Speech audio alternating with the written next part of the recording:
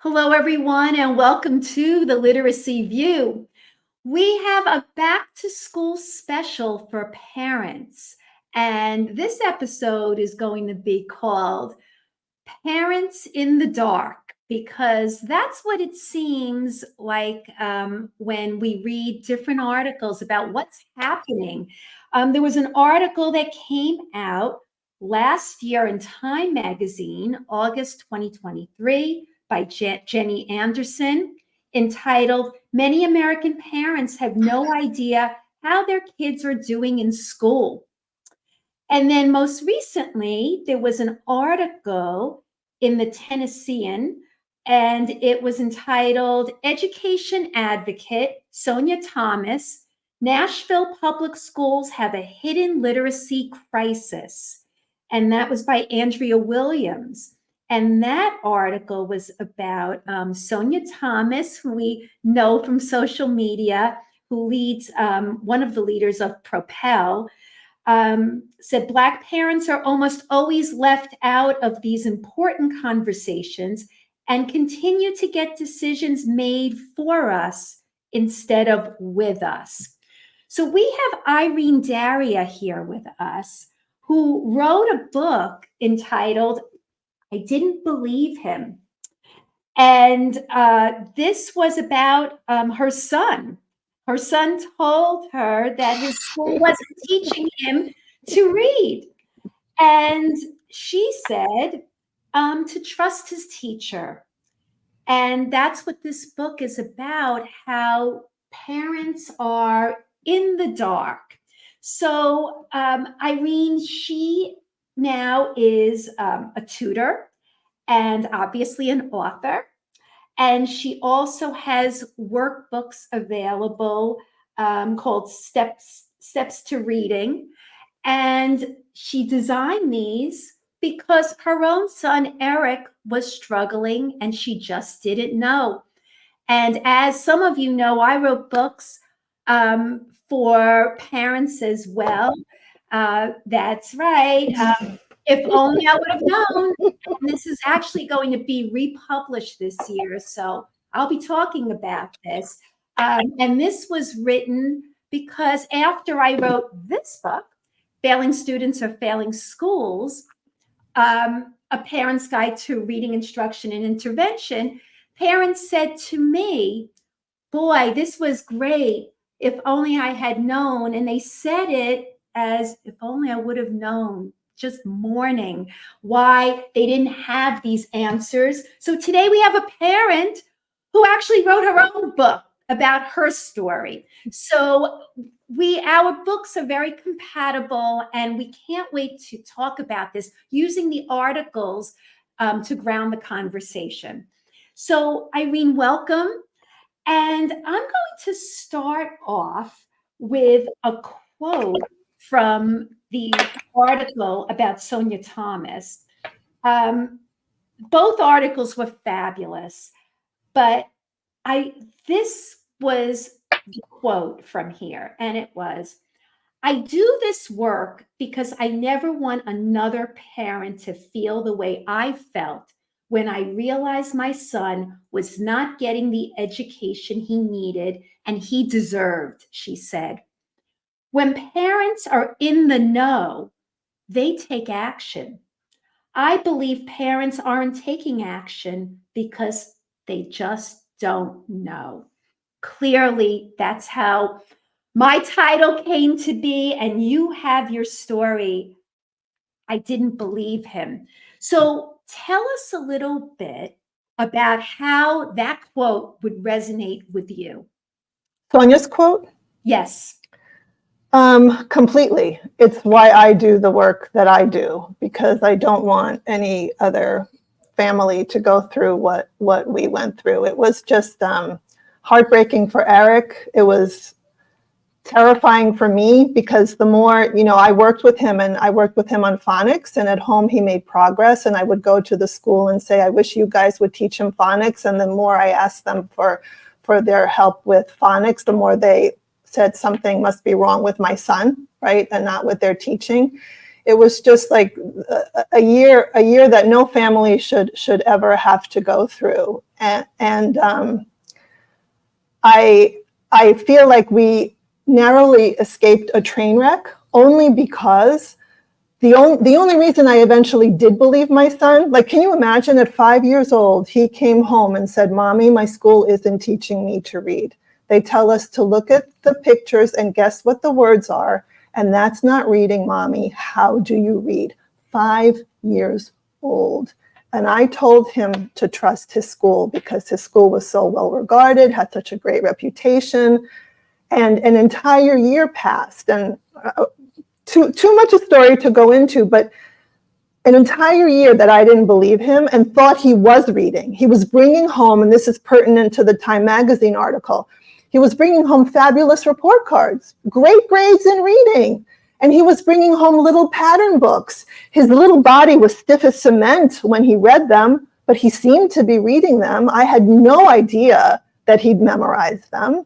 And the way this little boy, and like still it brings tears to my eyes if he hadn't done this, the way he finally got me to understand that his well-regarded, fantastic school wasn't teaching him to read was, Faith, you'll recognize this. He took we'll pretend this is a pattern book. He held it behind his back at age 6, at the beginning of 1st grade. At first he said, "Mommy, you want to see how I read? I'll show you how I read." And he turned the pages at exactly the right time behind his back. A house is a home. Turn the page. A teepee is a home. Turn the page. An apartment building is a home. Turn the page. Now, this is a 6-year-old child who probably didn't even know what the word memorized meant. He certainly didn't know the words 3Qing, right? He didn't know what was going wrong, but he knew something was wrong. If that hadn't happened on my life, I would have continued trusting his school. When they came to me and said, "Something must be wrong with your child," I would have said, "You must be right," right? I mean, not to give too much away, we did, for reasons that I won't reveal, we did eventually allow the school to evaluate him.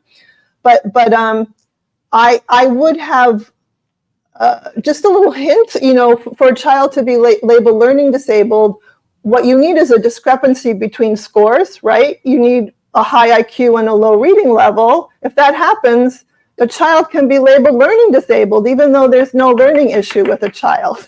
So I'm giving you too long of an answer to your question, but that quote resonates with me completely. We went through hell. Our story, thank God, had a happy ending, only because my 6-year-old finally got through to me and I figured out how to teach him to read and ended up becoming a developmental psychologist and doing a PhD on how kids learn to read. Like, it changed my life and it changed the focus of my life. And now it is my passion to help families not have to go through what we went through. So totally resonates with me. Judy, we've spoken about this before. As a teacher and a parent, we feel it's our duty to let people know. What were some of your thoughts when you read both of those articles? And what I think is very interesting is, Irene was talking about in her book about the Upper East Side of Manhattan, and pretty much well-to-do areas. And then the article that appeared in the Tennessean was really focused on Black and Brown families. So clearly this problem goes across all demographics, rich, poor, Black, white, it doesn't even matter. So what are some of your thoughts? Well, Irene's story speaks to me because I myself work with kids, and that was when everything changed for me. I mean, I've been in the structured literacy world now for about 8 years, but my real moment, my aha moment, was when a kid that finished kindergarten was just totally confused. He wasted a year in kindergarten and he learned absolutely nothing. Same story as Irene was mentioning, this child was like, Miss Judy, Miss Judy, Miss Judy. My teacher's telling me to just look at the pictures, don't sound out the words, and I can't read. So basically, here was this bright little boy, wonderful family that prioritized reading, but basically the student really didn't learn anything the whole year of school. And it was kind of heartbreaking. It's heartbreaking when you hear a little kid be able to articulate that, right? Kids know when they can't read. Kids know. Like, off topic, I went to a back to school event today at my own school. That's why I'm wearing school merchandise. We did a back to school event today. And, I went to a little kid, and I know there's one little kid that's still struggling with reading. And I asked him, can you read? Can you read now? And he's like, no. And the guilt that I feel that there's a kid that's still struggling. I mean, we did what we could as a school. He's in a much better place, but there's a lot of work to do. He's going into second grade. So when I see these faces, it's a reminder. There's a lot of kids out there that can't read yet. And I think that hearing the stories of children are the most powerful stories. Kids don't lie. Kids know when they're struggling. Kids want to read. And I think that at my own school, things will be much better because we don't teach kids to guess, and we have embraced the science, and we're going to go really strong this year. I mean, we implemented a lot of great things, but this year is going to be even stronger. We're going to start all those good, solid things from day one of, phonics instruction, phonemic awareness instruction, small group reading instruction, where kids are actually learning how to touch the words, slide, make sounds. So there's hope, but the reality is there's a lot of kids in this country that can't read. And unfortunately, it's going to take time. And there's an article that just came out in addition to this article for New York City that said that, the data hasn't shifted where we wanted it to yet. And that's very hard for a lot of us teachers. Literacy scores, I think they went up in K-2 by 0.7. But in the upper grades, the testing years, they actually went down. So my fear right now is that people are going to be like, oh, the science of reading doesn't work. See, we better go back to balanced literacy. And to all those people, I want to say, change takes time. It's not going to happen overnight. This problem was a big problem that was cooking for 20 years of poor instruction in our schools. So you can't. But what about parents now out there? One other thing also, though, I beg schools to understand the way you implement is going to be very important too. Just because you get these programs, that implementation piece has to be rock solid. But in terms of parents, that's an interesting one. So we had a parent event today, and I'm looking around, and I saw parents sitting with their kids, reading with their kids, and the thought kept going through my mind, do any of these parents realize that some of their kids can't read? And I was thinking that. And I think that piece is sometimes missing. I think that parents just assume that because their kids are in school for 7 hours a day, that the school is going to make sure that they come out literate. And I just unfortunately wish that it was always the case.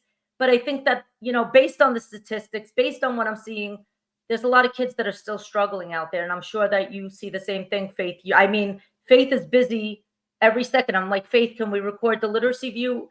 She's like, Judy, I have like 3 or 4 clients. Can we do it at 9:00 at night? Or, So I think there's definitely, I think a lot of parents are in the dark, if I have to be really honest. And I think that a lot of schools are going to have to do a better job of informing parents. And then, what really spoke to me? That report card. That's where I want to go with this. So Irene, you mentioned the report card, how, parents get this report card. It says it in your book, and on page 10, Eric's report card says all is well, right? In January, Eric brought home his first report card. It was excellent. All right. Wow. Now, excellent, and yet you're saying And in the book, it said he couldn't read.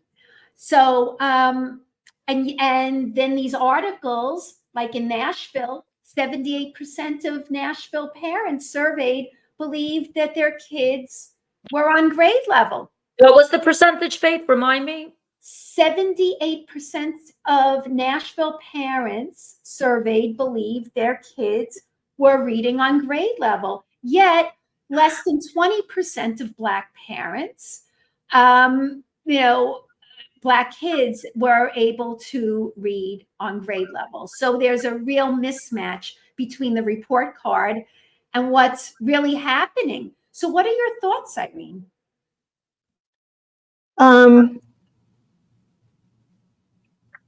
I think what's happened, I think a few different things are happening. Eric's report card, what was measured were different, his report card measured the strategies that balanced literacy looked at, the criteria. I don't remember exactly what those were. It certainly didn't say able to sound out words. Do you know what I mean? It was, and his school believed that he was reading. The school didn't focus on the fact that he'd memorized and wasn't reading. But the report card, this was something else. Faith, I'm going to turn your question around into a question for you, because I have read this Time magazine article several times, and I read it carefully today and saw things in it that I had never focused on before. You know how they say if you look for someone in a blue shirt, you're going to see only blue shirts and you don't see the red shirts? Okay. So this spoke to me. Parents consistently say on surveys that the number one indicator they use to understand their child's academic progress is report cards and grades. Makes sense, right? But ask teachers, so I'm going to ask you, and you get a very different answer. For teachers, report cards are near the bottom of the list. I don't understand that. Because I'll tell you something. The report card is a work of fiction. It's a work of fiction. And here's why I say that. There's no real criteria for a report card. So if you talk to one teacher and talk to another teacher about the same child, what are they using? They don't have to base it on any standardized test. It's opinion. And, that could be based on, I happen to think this kid is trying very hard. He's a hard worker. And that factors into the grade, right? If they work hard. Again, it's not supposed to be, there's supposed to be a separate type of grade for effort, but we know it influences the overall grade. And, I happen to really like that kid. I'm going to round up to this score, and not that anybody's going to really say that, but that is the truth, because we don't really have a report card that reflects those skills. So like if you were to look at progress monitoring. Wait a minute. I got to get the cheers button. Exactly. We don't have report cards that reflect the skills that kids need to attain to become successful readers. Cheers, Faith. Thank you. What does the button say? What is it saying? Cheers. It's cheering. All right. Love it. Yes. There's minutes that we cheer on the show. But, in answer to your question, having done many report cards over the years, haven't done them recently, but over the years, where I remember working in Brooklyn many years ago, and we had to write comments for all the kids. And we always had to start our comments off with a positive. And then if there were any types of things that we had to tell parents, it would come after the one positive. And, obviously that opens the line of communication up if you start with a positive. But in the end, all those scores really were not based on anything that was scientific or a hard score. So honestly, I think the article also mentioned something interesting, though.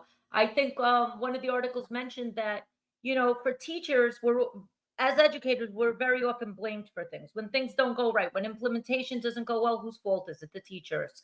When kids can't read well, the teachers. So if you're now putting down on paper that kids are struggling, who's going to get blamed? Right. And it also said, hold on, this was... I don't know if that's everybody's reason. No. It might not, but it might be some people's. You never know. You know, and then there's also people who get tired of doing comments. They're overworked. They might be cutting and pasting. 5 kids might get the same comments, 100%. That, yeah. You know what? It's just, they just want to do it to get it done. So what's the solution?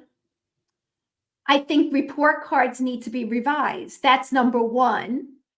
All right, Department of Education, listen, I support the Department of Ed in New York City. And it should be aligned to I think what matters.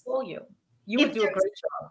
If there's going to be any type of progress monitoring, why not put that on the report card? Why have some? Do you think screener data should get onto report cards? Why not? Mm-hmm. Why not? Why not?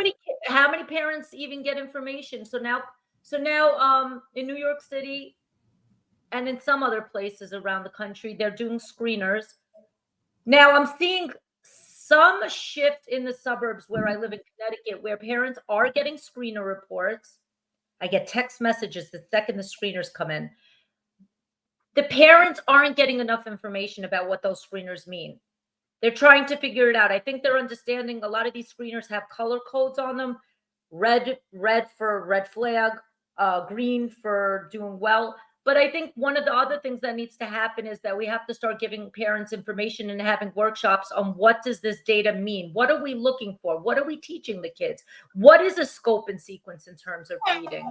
I think that's one of the next steps that has to happen. And I think don't just send it home in an envelope and just assume parents are going to understand what it means, Just because Faith and I understand what it means, and Irene, I'm sure you understand what it means. A lot of the parents don't know what phrasing and fluency is. A lot of the parents don't know what the category of nonsense word fluency or oral reading fluency is. So let's inform our parents. Let's not keep them in the dark. So Irene, it's another quote that came here also from that same article. And it said, the reports may or may not make it home. And if they make it home, there is no instruction on how to read the results, just what Judy said. Also, reports are typically not parent-facing, and report cards are not standards-based, which is why there is a massive gap in reality between grades and actual skills. That's why our report calls this a hidden crisis. It's largely hidden from parents. So, Irene, how would you go about making changes if you had the power to do that? What is something that perhaps you would do? I've been on so many podcasts these past couple of weeks, and many of them are run by teachers who have left the teaching profession, or one of them was the principal who is no longer a principal. And I was shocked at how much valuable insight they had about the system. And something that I think all of them said was the pyramid, how there's a food pyramid, it needs to be turned upside down. That right now everything is, at the top you have the Department of Education, let's say in New York, and then you have the administrators and you have the principals and teachers and parents. And the message that's communicated to parents is, this is how you can help us. This is what they're saying. I'm not in the classroom, but this is what they said. And I found it very interesting. And they said the message should be flipped, and teachers should be saying to parents, how can we help you support your child? That I think parents need to know that they are, because the fault isn't all fault. I hate to use the word fault. The problem doesn't lie only in the schools. I think an issue, and I certainly was guilty of this. I was like number one, it was like, take my child and teach him, please. And I'm going to take him to the park. I didn't think that I had any role in this other than having my two sons, sit down at the table and do their homework. Was I in for a surprise? But I think most parents feel that way, that, in our country, it's the job of the school. And, I hear parents sometimes, or I did when my kids were young, complaining, oh, the school wants us to do homework with him, and this takes so much time, and I don't have time. And they sort of want everything to happen in the school. And what these teachers and principals are saying is parents really need to realize they are the beginning. They are the ones responsible for their children's education. Yes, they're going to school, but sometimes parents don't want to hear it. Like I have had over the years, parents come to me for tutoring for their children who clearly were not being taught how to read in school, but they didn't want to hear anything bad about the school. Do you know what I mean? Oh, I know it's a great school. Well, it's a very nice school. It's a kind and caring school, but it may not be the most effective school. Do you know what I mean? And I think something that, if I was hit by a bus, like this was my thing, and it was almost the bottom line on the cover of the book, but I took it off because I thought it was too negative, and I'm a little sorry I took it off. It was, and why no parents should ever blindly trust their child's school. I thought teachers would take such offense to that. Without exception, every teacher I had spoken to, including Judy, that wonderful teacher at your school, has said, yes, yes, yes, yes. No parent should ever blindly trust their child's school. They should trust if the trust is earned and warranted, but they should ask questions. They should know, about, when my kid went to school, I had no idea how kids learn to read. I had no idea what curriculums were used. I knew Lucy Calkins' name because my older son used, Teachers College, and she was like the goddess, at his school. So I knew that name, but I didn't know units of study. And Faith, you're not drinking. Unmute yourself, Faith. Irene might not know why we're drinking. Why are you drinking? We play the Lucy drinking game. Every time we hear the name Lucy, drink up. Great. You haven't heard the name in a while. Yes, we haven't. I almost lost it. So that's funny. I love it. And I promise to everybody who's watching our show, Faith does not have vodka in that cup. It's definitely water. 100% water. This is not vodka. It's actually seltzer tonight. It's usually tea, but no, I don't drink. And L'chaim, Faith. So to give you an answer, a shorter answer, Faith, what I would do and what my wish would be is that there was better communication between parents and teachers, and that even though I just said they shouldn't blindly trust, there was a little bit of trust that we will support each other and help each other. And I think teachers should use parents to help. I'm saying two different things, that parents were complaining about homework, but I also saw at a school in Harlem where I volunteered and I trained teachers in the science of reading, and I taught summer school there. The parents would come and ask for materials to work on with their children, and the response they got was, have them play. We've got it. Come on. The parents are asking, give them something. Tell them what workbook to buy. If I know teachers are busy and they're not going to be creating extra, work for the kids, but empower the parents. If the parents want to help, tell them how to do it, and don't just say. Yeah, and that seems to be something that I've heard for years, basically, your job is just to read aloud. And that's what you're supposed to be doing. Read to your child often. And that, of course, is important. I think reading aloud is extremely important. But as you just said, Irene, if they need some extra support, there's no reason not to give them something if they're willing to do it. Why not? You ladies, but I also think, if I could just jump in, I also think that, just giving is not going to be enough. I think we have to do more workshops for parents on what is the curriculum? What are we teaching the kids? What is a drill sound warm up? What are we doing during dictation? How do you dictate a sentence to your kid at home? What does reading look like? What is the purpose of a read aloud? And once again, read alouds are That's not if going to the help school is doing it right. Okay. Now they could have those parent meetings and it could all be about strategies that lead kids into the wrong direction.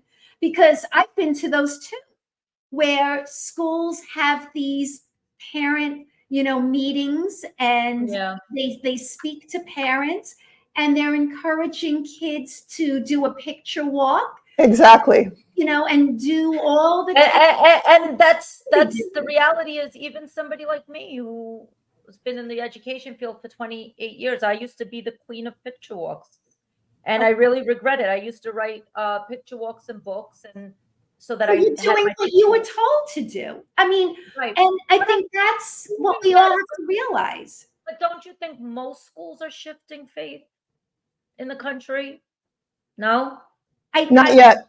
I did not not. yet. I did not say yes or no. What I think is there's a big learning curve, and I think schools are shifting, but where somebody might think, oh, we're there already. I don't think people are there. But you know what's my big fear though is like when these articles come out, like the one that came out in Chalkbeat and it's on Facebook and it's trending and people are like, see, the science isn't working. Lucy was fine. So I just want people to just like tune that out for a little while. Tune it out. But I will say that that's where schools have to understand that all these programs that they bought are not going to be a magic fix. But you know what else? You have to work on teacher pedagogy. You're still going to have to work on teacher knowledge. And there's no perfect program, but that's why now with all the new knowledge about the science of reading that we do have, as a school, we still have to make sure we design a solid curriculum, and that's going to take time. So, if you have a program that's jumping from skill to skill every day, is that the most effective based on the research? Is that what you should be doing? So I think there's definitely going to be a lot of struggles with implementation. I don't know. One other thing that really spoke to me though in the articles is so I'll be honest with you. I was driving in the car and my son was reading the Time magazine article to me. He's leaving to college. So we were multitasking and he was reading out loud. He was fantastic. It was a really fun bonding experience.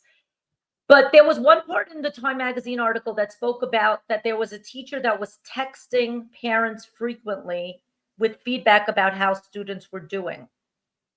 And my son was like, Mom, that is such a cool idea.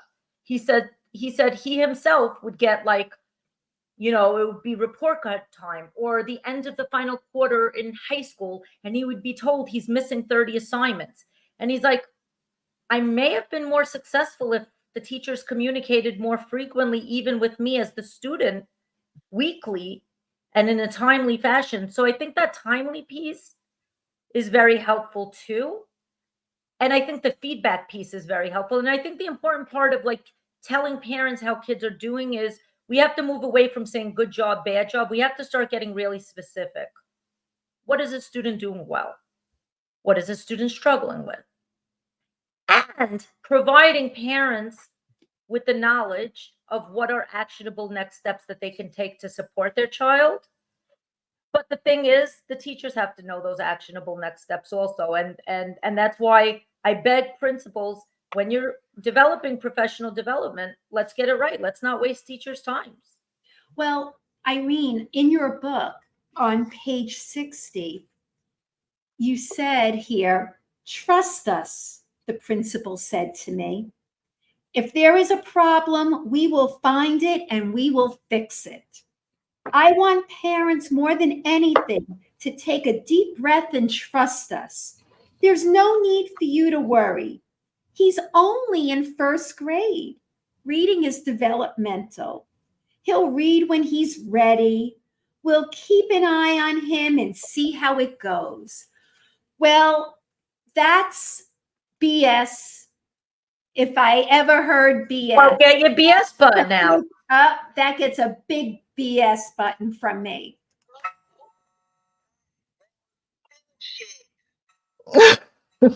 Big BS. I wish you had been there, Faith.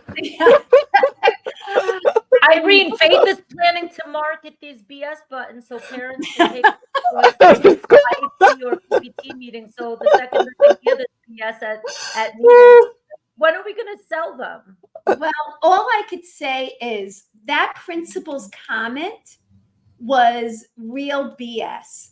Telling a parent of a first grader, it's developmental, trust us, he'll read when he's ready. Parents, if you're out there listening and you're ever told something like that, red flag, big, big red flag.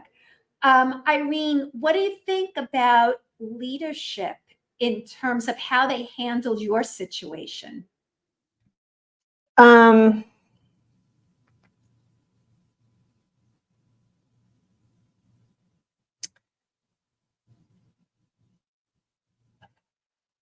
It was. Are you afraid to say it? Say it again.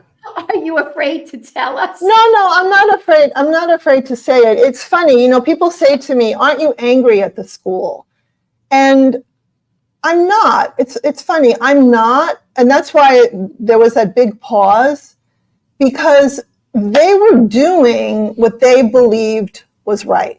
Right? They didn't know better. And this is where it goes back to the teachers' colleges and how they were trained. And I don't know if you had a chance to get towards the end of the book, but I finally got through to the assistant principal when I was able to predict the mistakes that my son made in a pattern book. And she was like, "How did you do that?" And I said, "Well, because the word on the previous page was the, he thought the word on the next page would be the. But then he realized it wasn't, and then he read it as blah, blah, blah." And she's looking at me as if I had some magic wand, but it was clear as day why he was making those mistakes. And she finally said, "This is fascinating. What you're saying makes sense." And his mistakes on his running records, bad word, drink to that too, right? It's like cheers. His mistakes on his running records, support what you're saying. And she said, "I'll look into it." And she said, "I was taught that kids learn to read by looking at the pictures, but and the school the following year actually changed its method of teaching. It put foundations in the classroom. So we made a difference. But the way another reason I pause is I don't want to give away too much of the plot of the book, but I'm going to, because of your audience and who we're speaking to. That school labeled my son learning disabled, even though a neuropsych evaluation found nothing wrong. He was high average or superior in all his scores. I stood up ready to leave that meeting, thinking they said they had thought the issue with him was phonemic awareness, as if this was an inherent skill. We think he's low in phonemic awareness. I didn't know what phonemic awareness was. I thought this is something you're born with, like sight, and maybe he's, lacking in it. And this was the problem. I didn't realize you're supposed to teach it to kids, right? But he was great in phonemic awareness because I worked with him on phonics, right? But they labeled him learning disabled because his reading level did not match his high IQ. And you could have knocked me over with a feather. And I allowed them, though, to do this because I thought, okay, they now see the problems with their curriculum, right? They see that. And the kid still needed work on spelling and writing, and I thought maybe they would help him in spelling and writing. And I'm raising this whole story because I want parents to know this too. Just because your child is getting extra support in school, which he did the following year, it's not necessarily good support. Is that a cheers or is that a pause? Okay. That is the biggest cheers that I could possibly Okay. give you, because even I find it so frustrating. I'll work with private clients after work, and some of their kids are at risk for dyslexia, and then the intervention that the kids are getting is LLI or something related to balanced literacy. And guess Exactly. what? The kids don't do that well, and then they see me once a week, and guess what? Then they end up having to pull their kids out of their schools because their kids really collapse, and then they have to send them to schools like Windward when it could have been rectified and remediated with proper instruction. So there's another tip for parents, because again, I spoke about this also in failing students or failing schools. Can I just give your book a shout out? That book was phenomenal. The book you just held up, hold it up again, please. That book changed my life. I got to know that book right when I met Faith. She was kind enough to send me an autographed copy. I hope to get my autographed copy back. My AP borrowed it, and she said she's reading it over the summer. I better get it back. If not, Faith, you have to send me a new autographed version, because I love that book. That book is incredible. When I opened up that book, it was like every page I just started gasping. It was my story. Faith was telling me the same story, her story, and it was like, yes, the schools are failing the kids. But my other pet peeve is, please, teachers, stop always blaming the parents. Some parents are just trying to get through the day. They want to do the best that they can. Nobody knows what's going on behind closed doors. It's not that easy. And that's and the blame game is kind of annoying, because it takes responsibility off of the impact you could make. Yes, of course we need parents to be a participant, but teachers, schools, we have them for 7 hours of the day. Let's just shift our mindset a little bit and say, what could we do differently during those 7 hours of the day to try to make a difference? Of course, we want the parents to do more, but what's in the realm of our control? Well, I want to get back to this idea that Irene said about diagnosing a child with a learning disability, because that's very, very common, where kids are not reading, and right away, all of a sudden, well, this kid is very verbal, bright, advanced in so many ways. He must have a learning disability. And the reason I held up my book is I talked about the idea of that dyslexia, or a curriculum disability. And the idea is that parents don't know.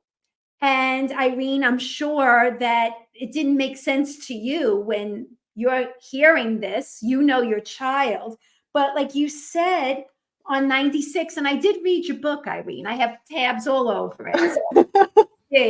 I didn't just read the very beginning.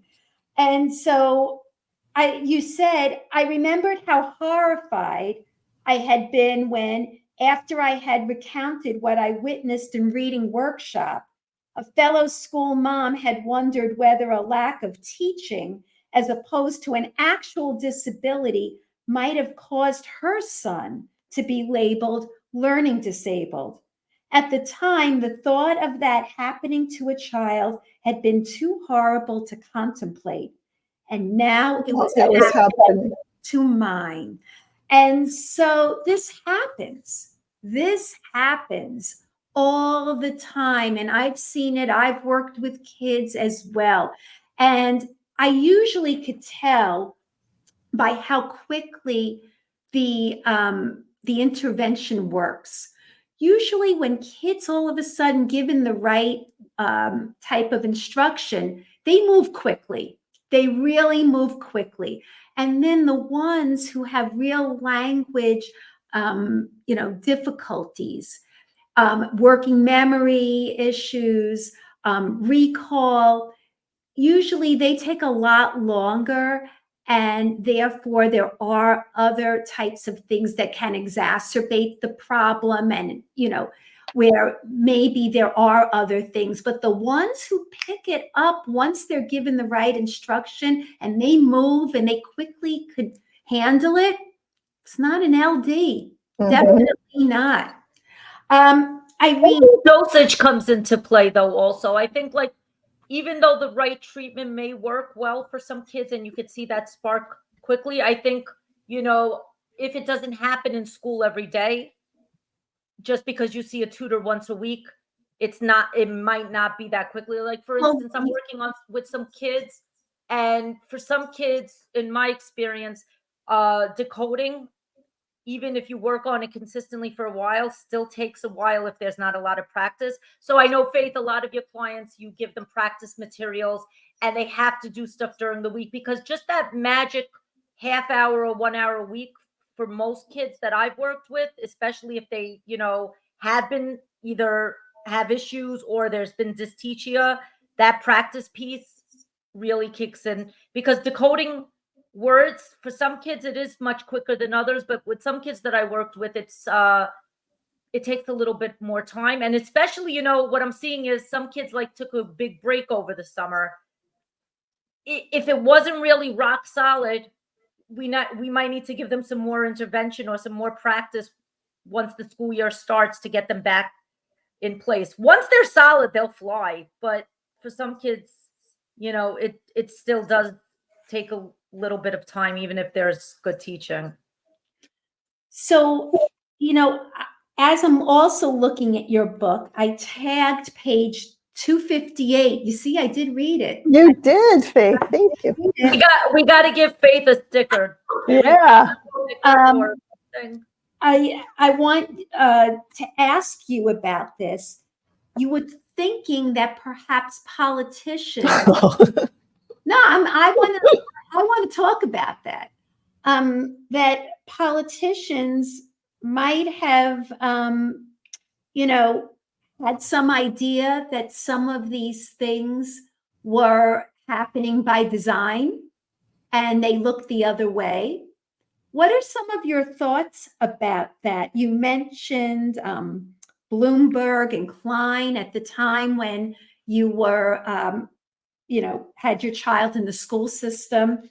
Again, this is opinion, but I'm curious to hear about that. I do not think that happened. That was sort of, that was, just to put that in context a little bit. So what had happened was Mayor Bloomberg put balanced literacy into all New York City schools.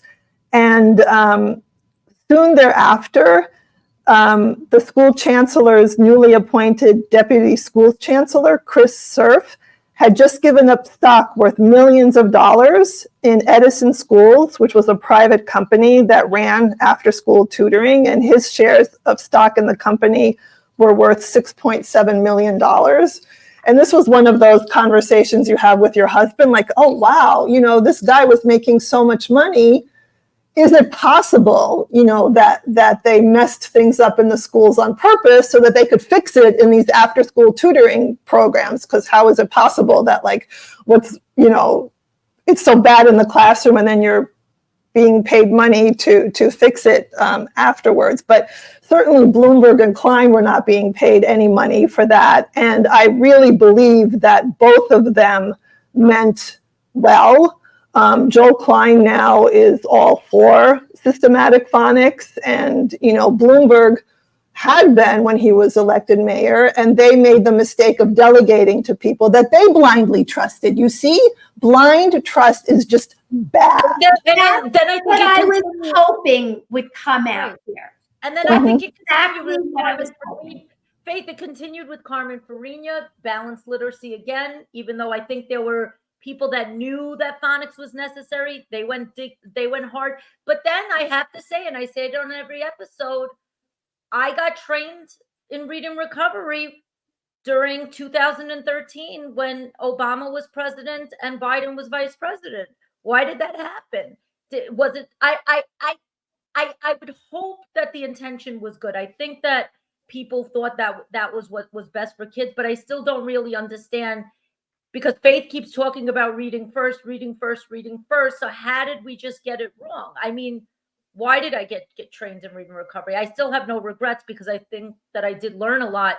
But if that's what if it was known that that was not best for kids, why did that happen to me? Why, Faith? So why? Because I think Irene hit the nail on the head. Blind trust.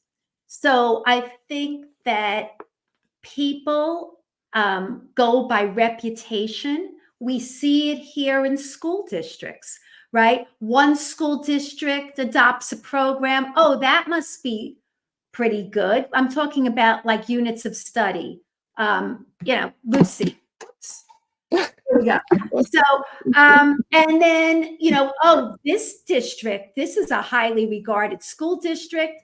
So then we should have it. Oh, this one has it. Well, we should have it. Well, all of Long Island basically had Lucy Calkins, right? It had Teachers College. And Everywhere. everywhere. And meanwhile, we did know there was a science of reading 20 something years ago. And as Judy mentioned, at the time when I was coaching and trying to make these changes, people knew. But because certain programs had a reputation, a name behind it, Columbia University, names sell. People believe, people trust instead of doing their own research. So here's a message for parents.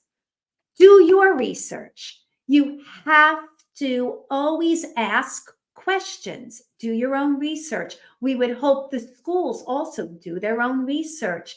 And if they realize— All right, but Faith, where do they go? Where? Okay, it's out there. With the internet now, the information is there. There's a great link. I'm sorry, I'm interrupting you. You're putting up the Time Magazine link, right, in your show notes. So within that Time Magazine article is a link to Learning Heroes has a great PDF of questions for parents to ask schools. They can access that in that article, and it tells you exactly what questions to ask.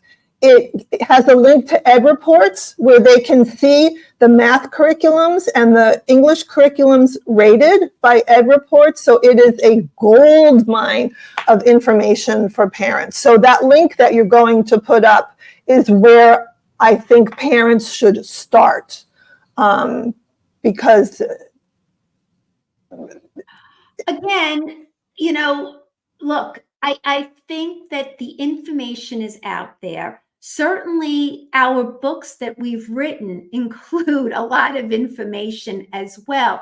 The issue is people just have to realize that they just can't blindly listen when somebody sells them on something. There are a lot of influencers on the social media networks out there, people who really don't know, they don't have that experience, and yet they have a lot of power out there. And still, we hear voices out there from people who are trying to turn this back once again. So just recently, there's a book that came out. It's called The Balancing Act. And that's pretty much about trying to bring back balanced literacy in many ways and trying to kind of turn the clock back yet again. So just because we see momentum doesn't mean there aren't people out there who don't have their own interests and their own thoughts trying to turn the clock back. So parents have to be savvy enough to ask the right questions, not blindly trust, and especially when their kids are in kindergarten and first grade. Those are like the primary years that they should really be attuned to asking lots of questions. Irene, last question I have for you. All right. You know, in reading your book and in speaking with you, obviously this is very emotional. Like, even though your child now is grown and is doing very well, and you know, there's a happy ending to this, it doesn't always turn out to be that happy ending for other parents. You know, these kids go on and on and on, and sometimes they catch it very late and they're not able to turn the clock back so easily.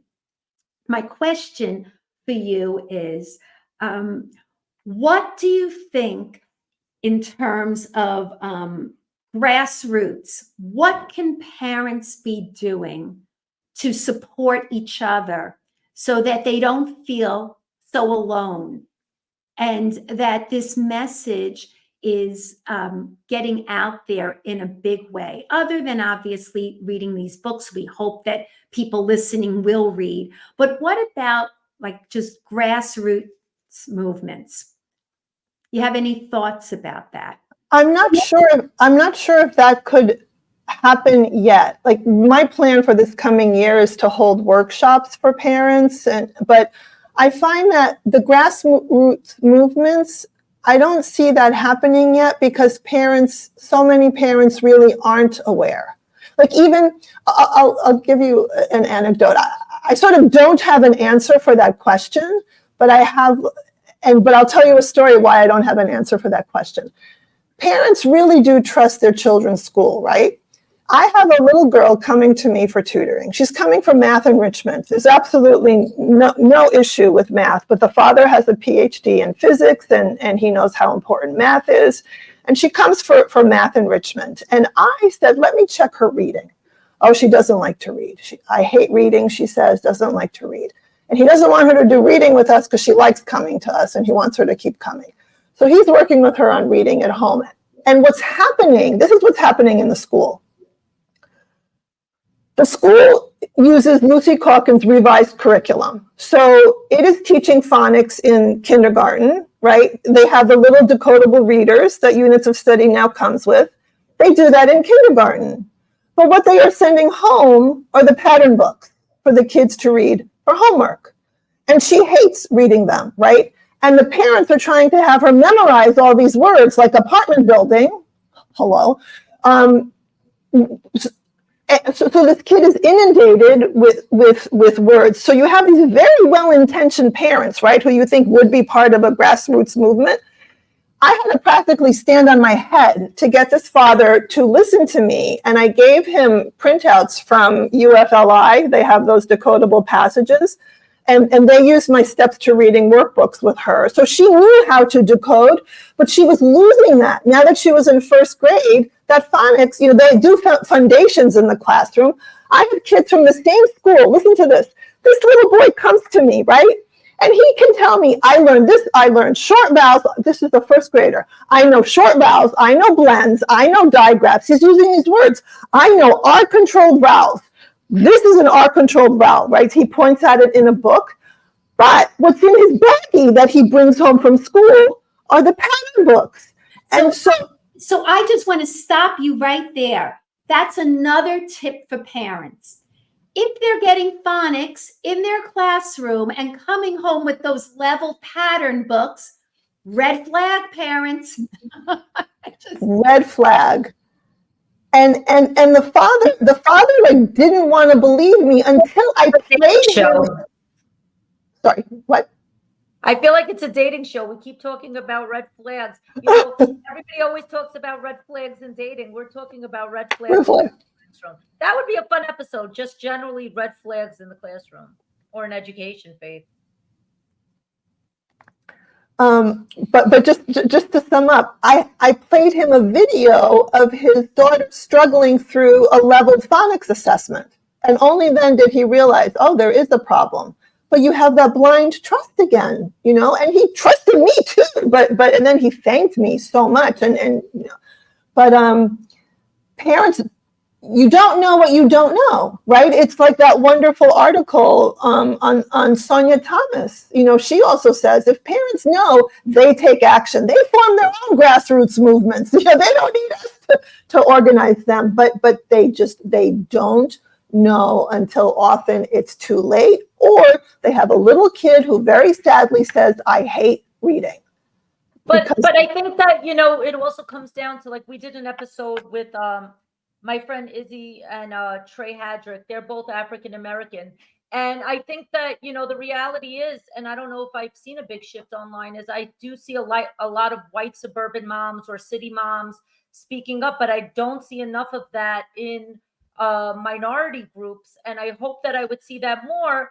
And I didn't get it, and I straight out asked my friend Isabel on the episode why. She's like, because our community suffers with so much stigma as it is. We don't want to scream about our problems and throw it out there because it's already, so many people judge us for our issues, and and people are just fighting to do well in society, and it's not very easy, to say, hey, my kid's struggling. It's hard. I think for some parents, there's almost this level of, embarrassment or thinking, it's my fault, or just shame. And I think that it's so important for whether you're Black, white, Asian, Chinese, Spanish, whatever you are, we need to, remove that shame and advocate for our kids. And, I'm taking a training right now from Texas A&M University. And the reality is, in that workshop, they reminded me that, if a kid's not reading by the time they're in 4th grade, there might be really big problems down the line. A lot of kids end up in prison. Or if they don't end up in prison, their whole life will be affected. And after attending that workshop, I walked up to some kids today at the site where I was at school, and I said, it's really important to read, because you can't hide the fact that you can't read. It's not something you could hide. It's something that we need to do every moment of our day, whether it be driving a car and reading signs, going to a doctor's office, signing a check. It's just, literacy is not optional. That's it. So anyway, I'm going to be quiet. So Irene, are there any last thoughts that you'd like to leave us with today? I am encouraged and happy at how many teachers have gotten behind the science of reading. And I think that is what is going to make the big change now. I think that's why, Judy, you were asking, how is it possible that I was trained in reading recovery, so recently? I think it's because people were operating under beliefs and trust, and sort of in this, magic world of I believe it's true, therefore it is true. And teachers, I think Anna Geiger has done a wonderful job of writing about her getting on board with the science of reading, and how she wrote on her blog, I read this a while ago, how she came to believe in the science of reading, because Emily Hanford did this amazing job of interviewing so many people from so many different areas of research and education and parents and children and teachers. Emily Hanford interviewed teachers. And because teachers read and heard other teachers saying, balanced literacy isn't working in my classroom. And Margaret Goldberg, for example, by accident discovered these dusty phonics, books and used them and realized they worked a lot better than balanced literacy. And Margaret Goldberg said, this is working. All of it, teachers did not trust. Teachers would say, oh, these cognitive scientists. Teachers don't realize that teaching is based on research done by cognitive scientists. I think, but they were considered separate at universities. And the teachers would think, what do these people know about teaching? They're not in the classroom. But all of a sudden, teachers were suddenly saying, this isn't working, and the science of reading is working. And I think because those wonderful teachers with their boots on the ground have formed the science of reading, what I should have learned in college, Facebook groups, and all of that is happening. Faith, to answer your question about grassroots movement, that's the grassroots movement that has the power. I think that is what will transform education. And I really believe, this has happened before. It's happened, in the 50s, it happened in the 70s. Everyone thought things were changing and they slid back. I think too many intelligent teachers have now realized, wow, we were snowed by our schools of education, and they've gone to the internet and they've done the research, and they are now educating parents, like Kim Lockhart is doing in Canada, with her literacy workshops for parents. I think teachers, and again, I mentioned being on these podcasts. It's been so interesting for me. I've learned so much. That teachers feel unheard. Teachers feel their principals don't listen to them, and they tell the parents, you go to the principal because the principal isn't going to listen to me about your kid. I didn't know that. There's a lot of communication that needs to happen between teachers and parents, but go teachers. Those are my parting words. Like, you have the power. You have those kids in your classroom. You have the parents. You have voices, big voices. You think you're not being heard. You're being heard, and you're making the difference out there. So my parting words are for parents. And so as a teacher, as an educator, someone who's been in this field for many years, yes, teachers are getting that message. Yes, we're spreading the word. But in the end, it's up to you to really take charge, ask the right questions. I think that lots of parents are almost intimidated to ask these questions, feeling as though, oh, who am I? I should, leave it to the professionals. But the same way you would ask questions when you're buying a car, you're not just going to buy an expensive car without doing your research and asking questions. You don't buy a house without researching a neighborhood and asking the right questions. You cannot be intimidated. And I think, kudos to Sonya Thomas, who is really leading the charge with Propel and other organizations that are popping up. There are now professional development conferences strictly for Black and Brown teachers and people interested, because for years they've been marginalized and really have not been comfortable asking these questions. And, that's why I did write the If Only I Would Have Known book, so that this message gets out to parents before they start school. And that is so important, to be able to reach people before school even starts. And I'm glad Irene mentioned those workshops, parent workshops. I know that I've done them. Judy has done them. Irene, you say you're doing them as well. So that's super important. I encourage parents to read Irene's book, I Didn't Believe Him. My book, Failing Students or Failing Schools, A Parent's Guide to Reading Instruction and Intervention. And then, like I said, for any parents,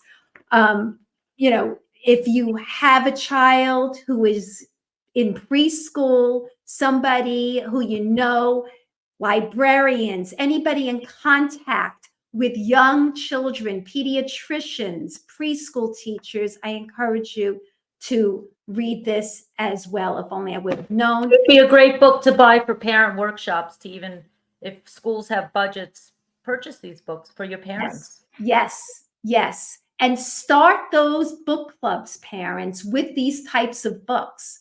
They make great book club reads, because then you have conversations around those books and you're able to kind of share and start your own movement. That's what it's about.